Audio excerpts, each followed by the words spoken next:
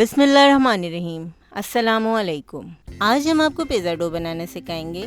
इस डो से आप पिज़्ज़ा के अलावा नान, पीटा ब्रेड और बन वगैरह भी तैयार कर सकते हैं। पिज़्ज़ा डो बनाने के लिए हमने लिया है 500 ग्राम मैदा,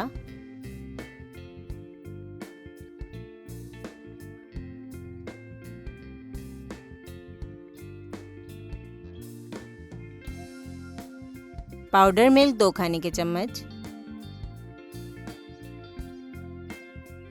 ऑयल 4 खाने के चम्मच, नमक 1 चाय का चम्मच,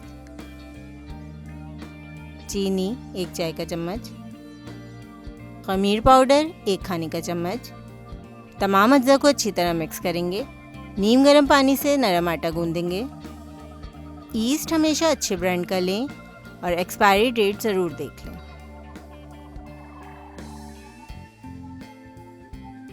डो को आधे से 1 घंटे के लिए कवर करके गर्म जगह पर रखेंगे।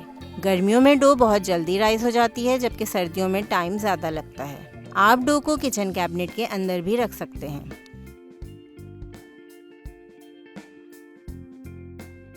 लीजिए, पिज़्ज़ा डो तैयार है।